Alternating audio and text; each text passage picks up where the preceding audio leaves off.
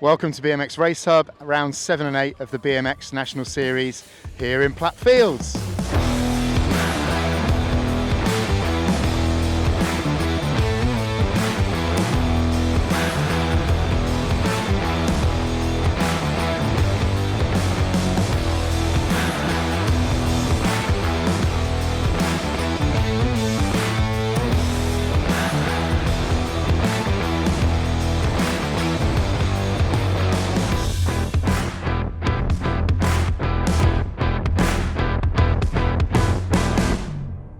Okay, here we are again this year, back again for more action at Platt Fields. The track is in such good condition. The guys have worked so hard here. Bit grey at the moment, nice and warm though, and we're expecting it to heat up over the weekend. So yeah, tight track, tight corners. Third straight is super poppy for the faster riders. There's something here for everyone though, and looking forward to seeing the racing on track.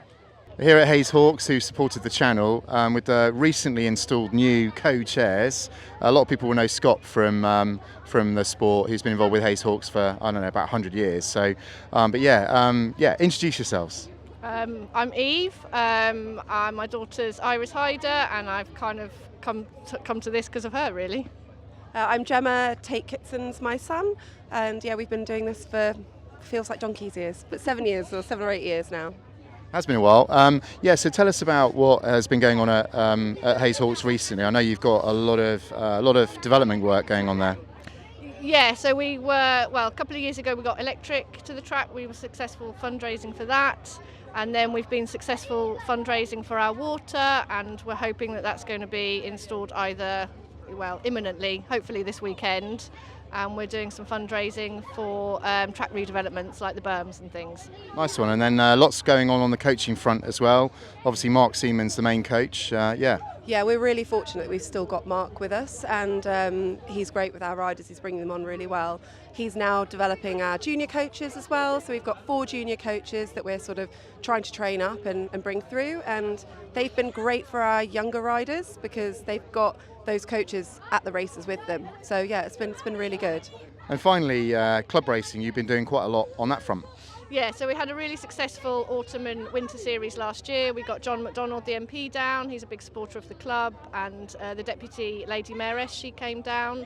We're hoping to do that again this sort of September through to December, just to really bring on sort of like, you know, the younger riders or riders new to the club.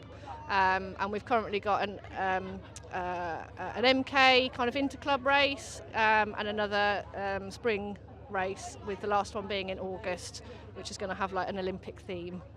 You heard it here. I think that's just literally been announced. So yeah, I look forward to that, and well done on all the stuff you're doing at Hayes Hawks. Thank you. Thanks. Okay, I'm here with Caroline Julian. Caroline, introduce yourself, and then we'll talk about what you've been up to. Yeah, thanks John. So I'm the Brand and Engagement Director at British Cycling, so I look after our communications and our marketing and our engagement with our members and cycling community, and that includes all of the work that we've been doing on environmental sustainability. Yeah, so something I've been involved in actually, and it's super interesting, it's super important as well. What's the reason, you know, for focusing on these issues at British Cycling? Well, a few reasons. First of all, there's a massive threat to our sports. We're very lucky today in that we've got warm and bright and dry weather, but this year has not been great for our sporting events, and not just cycling, but across other sports as well. We've had BMX Racing called off due to winds and thunderstorms. We had the Sickle Classic, a road race this year, called off due to a thunderstorm as well. And we saw a report out just last week from the British Association for Sustainability in Sport around the Olympics and the threat around the heat that could take place there because of climate change and the impacts of that. So that's the first reason why this is super important. We really love and care about this sport, and we need to make sure we look after it. Second reason is that this isn't just about the planet, it's about people as well, and climate change impacts those who are poorer the most, including poorer countries, and so there's a social justice issue in here, a moral issue that we need to take responsibility for, both personally and collectively as a community. And then the final reason why this is so important is that we've got a massive opportunity, because the bike is not just a mode of racing and a tool for leisure, it's a mode of transport as well. And so getting more people on a bike and out of a car and reducing those carbon emissions across the entirety of Great Britain is just a huge opportunity, and we've quantified that in our report. So 10 million tonnes of carbon emissions would be saved in a year if everyone who owned a bike cycled it rather than took a car for a journey of under 5 miles, and also savings to the NHS because of the health benefits from that. £30 billion in NHS money would be saved in a year as well. So the benefits are just endless. The benefits of the bike are unprecedented and unlimited. Well, we're all big fans of bikes, obviously, and I absolutely take your point. The active travel component and the health and well-being, it's broader than just health, isn't it? And we quite often talk about this in our own circles, I'm sure, but the well-being benefits of going out for a bike ride are immense in terms of mental health and how you feel and processing stuff. And obviously then there's the competition as well, which is a really big part of British cycling, but it's all those things, isn't it? Yeah, absolutely. And that's in part why we've launched a big social impact programme this year as well, because we want to see those outcomes, that social mobility, really getting people on that ladder, getting them included, making sure that communities can come together as well, and using events like this to really bring in that wider audience that didn't think that cycling was for them.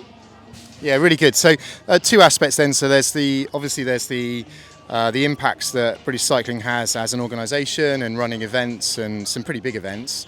And then there's the supply chain side. So there's the things that are done, for British Cycling or around the events in particular. I guess they're both big challenges. 2 or 3 sort of key points, the things that you're really focused on over the next year or two.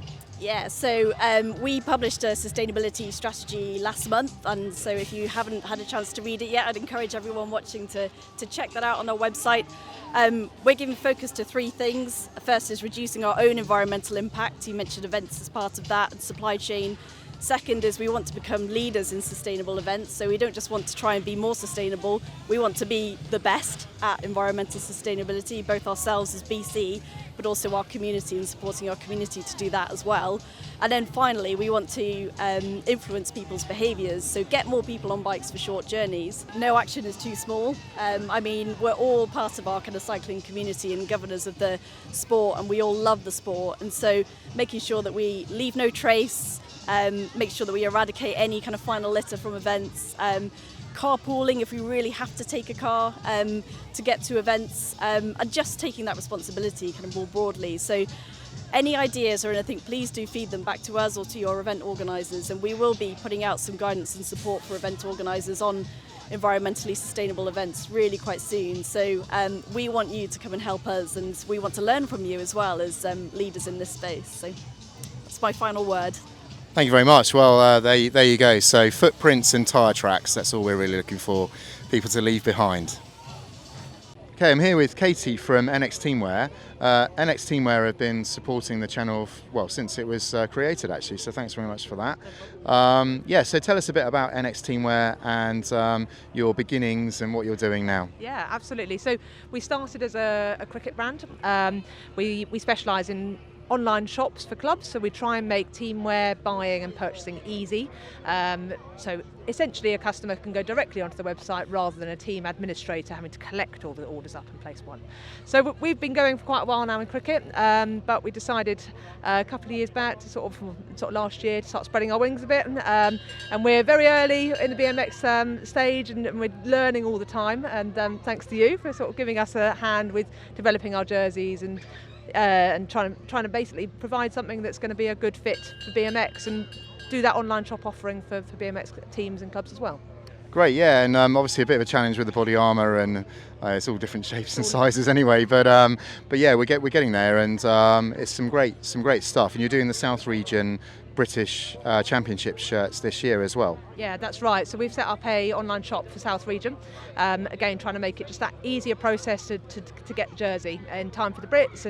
And so we're here today to do sizing. People can come along, just get size sorted, and then they go on the online store and purchase their stuff. And we've got a couple of other bits on there as well if they're interested in some merch at the same time.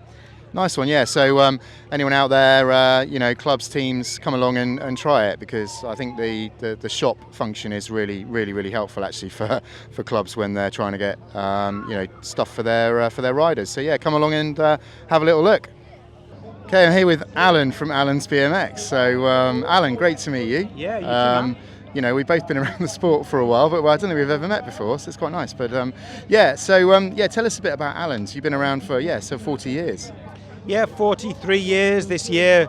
I actually kind of started the business, the kind of genesis of it really when I was at school, but we became VAT registered in August 1981, so that's what I tend to go off basically. So always done BMX right from the very beginning, even through the lean years where we've hardly sold a bike, through like the dark ages of the late 80s all the way through, and pretty much had I can't say we've definitely had a race team every single year, but not far off, maybe a couple of little tiny gaps. So yeah, BMX Racing still really important. And then these last few years with having John Bentley involved, and we did the GT BMX Heritage thing, and then leaning into this year having the opportunity of partnering with Supercross BMX, which is one of the top brands in the sport, as you know, was something that an opportunity that we couldn't pass up. So it's really good that everything's kind of come together, and we're so fortunate to have the riders that we have and the commitment, and it really makes me proud. Oh, nice one, yeah. And obviously there's a lot of old school stuff as well that you're involved with still. So I was looking on the site, you can still pick up a pair of Comp 3s, which is pretty cool. I need some 24s for my cruiser, by the way, if you find any. But £10,000 for the moulds, and we'll get you cooking. There we go. We better do a big run if they're £10,000. And that sounds like 10,000 tyres to me. And that's really good as well. And obviously, I've still got a bit of a soft spot for a pair of Redline Flights as well. I've got a couple of pairs actually. Don't tell anyone. But and then Talker. I think it looks like Talker's coming back as well. So that's an old brand, isn't it? Yeah. So we were really fortunate to have Bill Ryan become the custodian of that brand. Undoubtedly, Bill knows his stuff in BMX, and he's paid his dues just like we have. So it was quite easy for that brand to end up with someone that didn't understand it. But Bill definitely does, and being partners with us for the UK and Europe, it's just been perfect. Nice, yeah. And then obviously there's always different opinions on the modern sport of BMX. What's the one thing you really like about where we are at the moment with BMX? What's the one thing that stands out to you? Well, the tracks are just amazing, aren't they? We've been to a European round in Belgium, and got there on the Saturday, and they've still been making the track. I've come down the start hill, and there's still been tractor mark down the start hill. So to see the facilities that we have today, mind-blowing. Floodlights and all weather, and what the clubs have done, and also for the kids that aren't racing, what's really been important, the pump tracks, all those pump tracks that C&K and all the other people have built, to have those in the community for the kids that don't want to race as well. That's, as a business, that's really important for us, because there'll always be some people who just want to go out and enjoy riding with their friends, and sometimes in racing, whether it was back in the day or today, sometimes the riders and the parents, and they get focused on the seriousness of it. But I'm a big believer you've still got to enjoy. BMX is awesome, isn't it? So whether somebody's just building a cruiser to be able to go down to the local track with their kids, or ride a pump track, or build an OS20, that's great. So there's something really for everybody. But yeah, from modern BMX, the tracks are definitely impressive. Yeah, nice one. I'll share your view on pump tracks. I think they're the best thing ever, and the more people that ride bikes, especially kids, the better it will be, really, won't it? Well, thank you very much, Alan. Sure. Nice to meet you. Yeah, you too. Thanks very much, and thanks for everything that you guys do for the sport too. Cheers. Nice one. Here with Dane Waddell. Just finished quarter-final in the male 16s, and went quite well. What happened? Yeah, it went quite well. I pushed it down first straight a lot more. I got stuck near the back around the first berm, but once I'd finished going around the berm, I was too determined to try and make it into a semi-final. So I really started pushing it down third and fourth straight, and this is the first semi-final I've ever made in my age group. Really good work. All right, how's it feel? Feels pretty good. It feels good to be able to make it past the motos for once. Well, I know how competitive the 16s is, because literally live it. So yeah, really well done, mate. Yeah, thank you. Just gotta always push it and try your best, basically. Yeah, too right, well done. Here we go with the Junior Open heading down the hill. It's total points for this one. Not sure how it sits, but I'm pretty sure that Jimmy Criddle won't be far from the front. He's in there in one. Force it back there in about 5. Oh! Force it got a nudge. Ejecto Cito Cuz. And down he went. Criddle still picking up the pieces. He's out front at the minute. Monforte in 2. Flying Flynn Drellincourt in 3. Jared Hill's going to go through for that second spot. Ned Penny takes to the skies. Here with Jimmy Criddle, back after a little bit of a break for exams. So yeah, back with a bang. Yeah, well, I went to Zolder and fell off in Zolder, didn't I? In the quarter on those turns, so I got concussed off that. So I couldn't race Cyclo Parks, that put me out of the national title. So then it was off for exams, studying, missed Cumbernauld, was it? Yeah. Didn't race the Euros or Worlds, so that was a bummer. Really annoyed about that, but just glad to be back now. Injury free, exams free, and yeah, racing again. It's buzzing, it's great, and the atmosphere is crazy. Honestly, crowd goes mental. All right, mate. Any teachers you want to thank for the last few weeks? You know, I'll give it to my maths teacher, Mr. Brennan, top dog. Love Nice him. one. Well done, mate. Yeah, thank you very much. Cheers. Championship women hit the track. Chalice hit the gate heading towards turn number 1. Looking like Harvey's had a great start. She's going to pick it up into the turn. Harvey, Chalice, 1 and 2. That looks like Rendleton in there in 3. Backs in 4. Heading for turn number 2. Who's going to get it? Is it go in and back out again? It's all about Sienna Harvey at the moment. Freya Chalice isn't done yet though. Has she got enough left? Heading for the final turn. Right round the outside. Doing it the hard way. Freya Chalice, she's going to pick up the win. Down the final straight, here comes Elsa Rendleton, looking like she's going to nick the 2 spot on the line. Harvey goes through in 3. All right, here with Freya Chalice, winner of Championship Women today. Flinched on the gate there. Yeah, terrible start, just huge break from the motos and about almost 3 hours from our last race, and got on the gate, long pause, and just wasn't a good enough start. We'll put it like that, but I wasn't letting it go that easy, and I just wanted to get the win and show that I can still do it from the back and fight through the pack to get the win. So I'm so happy with today's racing, and well done to all the other girls because you're incredible racers and it's amazing to share a track with you. Yeah, really good stuff. It was super tight actually, that, and you got the overlap on the 3rd straight, but that was close. Yeah, very close. All right, well done, mate. And done with your exams now? Yeah, prom on Thursday and exams done, so back to training, enjoy summer, and then go junior women next year, so see what we can do then. Nice work. All right, good luck. Thank you. The final of the day is the track. Isidor's on the inside. He's got Martin right there with him into the turn. Strickland's here as well. Isidore, Strickland, Martin, 1, 2, 3. But they're queuing up next to Martin. It's getting busy. There's elbows flying. Here comes Bouville. Round the outside, works his way from 6th to 4th. Isidore, Strickland, Tanner, Bouville, 1, 2, 3, 4. In and out of that final corner. Pure bicycles. Quillen Isidore, 164 on the plate. He's going to take that national win. Tanner for 2. That one was busy on the line for 3, 4 and 5. All right, I'm literally in the shade here of Quillen Isidore, winner of Superclass today. That was a pretty good lap, pretty clean lap in the final. Yeah, the lap was good. The gate was good, but the first straight wasn't my best today, I don't think. But it was enough to win it. Got out clean and just, you know, it's a bit hard to pass on this track, especially at our speed. So just played it safe and yeah, took it to the line. Yeah, that 3rd straight, it sort of tightens up, doesn't it, rather than expand. That 3rd jump is really short. Yeah, no, I think I've said the track's pretty much the same since when I raced here in 2010 when I was 14. So yeah, it's a lot harder to catch backside. So it's almost better to go a bit slower for me to then ultimately go have a faster lap. Yeah. Well, really good stuff. All right, good to see you back on track. Appreciate that. See you tomorrow. That's round 7 wrapped. The BMX National Series here at Platt Fields. We go again tomorrow. The sun really did come out a bit earlier than we were expecting it, and the track was mint, as we've already said.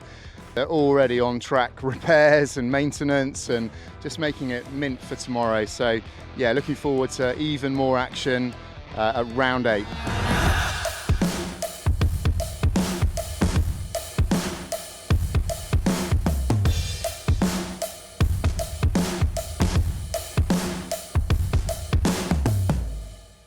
Welcome to Platt BMX Race Hub, day 2. It's looking pretty good out here, very warm already. Racing is going to start very soon. Practice literally just finished. The pens are filling up with the cruisers, the younger cruiser riders. So we are going live with racing in the next few minutes. Here with Scott at Crucial, one of the channel supporters. Thanks obviously for all the support that you give us. Yeah, how's it going this year? Yeah, it's going very well. We started off the season strong. After Manchester round 1, we were joint first place with Absolute. And then after Cyclo Park, it was going well. Unfortunately, we fell back in the standings after Scotland. We just had a few riders injured.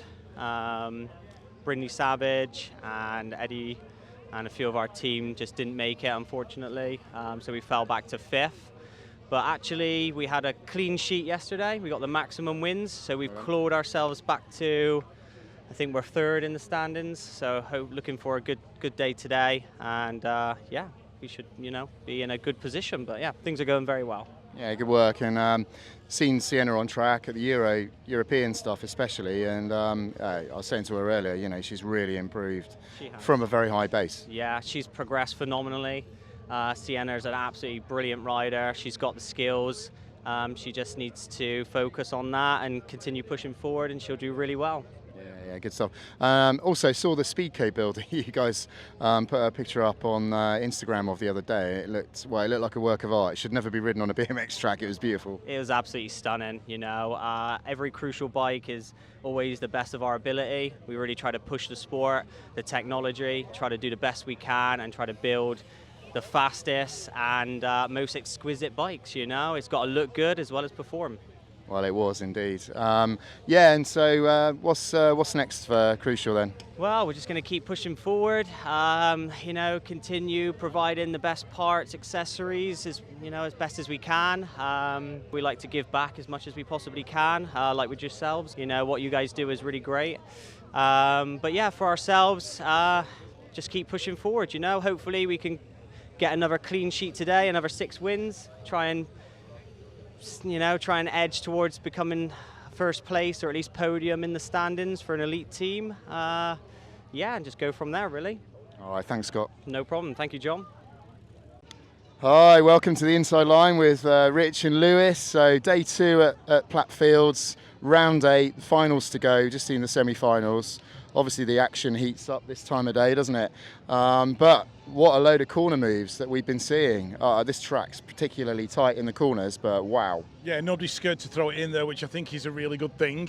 When you're in a 5th, in a quarter, or a semi, or whatever it might be, and you've got one opportunity, you've got no choice but to throw it in.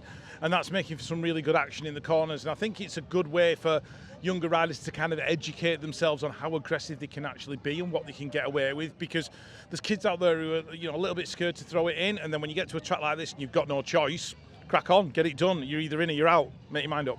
Yeah, absolutely. And there's a few that haven't worked as well, but I think we raced here last year, and it looks to me like riders are dealing with it better this year.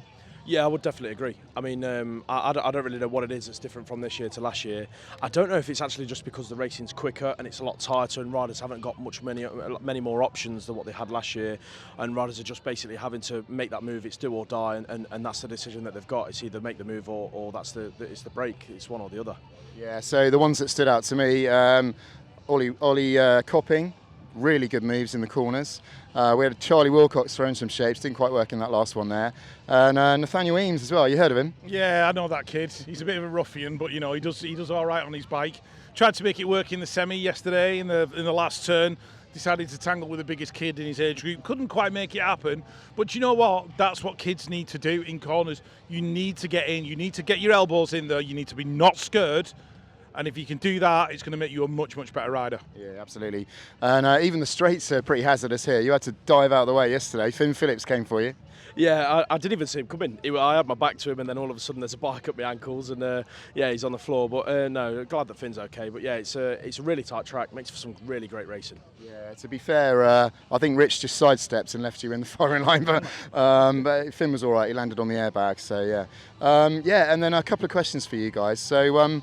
Carving, what is it? Carving like a Christmas turkey. Yeah. One of the commentators' lines, and the other one is sharp as pineapples. So let's do an explainer on this, because one's clearer than the other. Yeah, carving a corner like a Christmas turkey, just like I say, it's almost self-explanatory.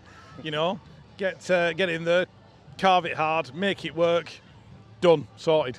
Sharpen your implements. And so the pineapple thing then? So that was actually a joke. So one of the kids' dads that I know messaged asking if they could try and cram some words into commentary today. Pineapple was one of them. I couldn't think of anything to come up with, so as sharp as a pineapple was the only thing that we had to go with. All right, well, next time I imagine it's Wham lyrics or something. So anyway, back with the racing. We're back on track in sort of 10 minutes' time. So, yeah, finals, and then that's a wrap for round 8 of the National Series.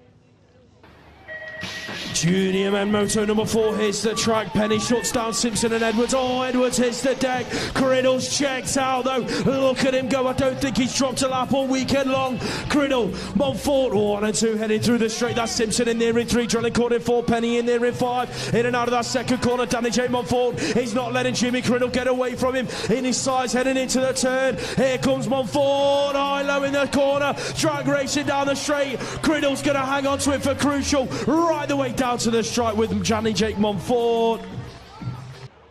Junior Open winner, day 2. That's 2 out of 2. Yeah. Back with a bang. We said that yesterday. You thank your teachers. Yeah, how was today? Bit tougher in the heat, to be honest. But yeah, got my laps done. Final wasn't a great lap, to be honest. Good gate, but then shut down on the 3rd straight. Good move from Danny in the last corner, but managed to hold on to it. And as Quill said, win's a win. So yeah. Yeah. DJ, super quick. We've spoken to him a couple of times this year while you were doing exams, but he's right on your tail there. Yeah, he's a good rider, and yeah, we're quite good mates as well. Nice lad as well. So it's not like rivalry. It's just like, you know, good competition, and that's what we want in junior. That's why we're racing it. Yeah, nice one. All right, well done. All right, cheers. Thank you, John. Superclass are kicking ass down the straight. Who's going to be the first into the turn? Quill and Isidore. Matt Hutt right underneath him. Callum Strickland on the outside. George Hunt making moves. Here comes Josh Marnham down the outside into turn number 2. Quill and Isidore. Oh, huge pile up in the turn. Everybody caught up except Quill and Isidore. Tanner in there in 2. Strickland in 3, battling with Bradley Russell. Quillen gets it, Harry Tanner for the 2, Brad Russell for the 3. Here again with Superclass winner, Quillen Isidore. Different lap today, a different lap. Yeah, but I think it's just a lot of waiting around after the 3rd motor straight final, but yeah, I just had a really long pause on the gate. I feel like I was behind with Matt and Cal, but I just like muscled through. Took the 1st corner a lot tighter than I'm used to. I'm thinking, well, I'm going to have to work hard on this track, on this lap, and then I heard everyone crash, and Rich on the commentary saying just me left, but I still went to the line just in case, you know. So yeah, decent to get a double win. Not happy with the lap or delivery of that final, but a win's a win, so I'll take it. Yeah, nice one. Well, so often the case, you guys are never quite happy. There's always another nth here or whatever. So really good work. All right, well done. Appreciate it, and thanks for the filming this weekend. Cheers. Nice one. Championship women are goal. Let's have a look who's going to get to the first turn first. Freya Chalice. Oh, Sienna Harvey is right on her back wheel. Betsy Back's in there in 4. Elsa Rendell top pushing hard. Ava Brown's been shot out of the cannon. She's in there in 5 right now. But it's Freya the Slayer into the final turn. The 646 aboard that radial bike. She's going to pick up the win. Who's going to get the 2? Sienna Harvey, Betsy Bax. Freya the Slayer takes it.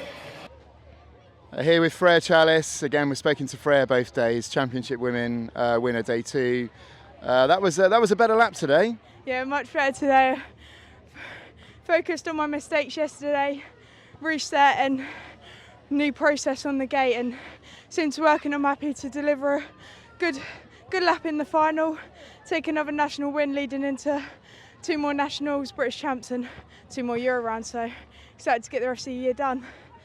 Nice one, and no jump to flat on the last double, so maybe put that right. Yeah, we'll do it at Birmingham. Well done, mate. Thank you. So that's a wrap from round 7 and 8 of the British BMX Championships here at Platt Fields.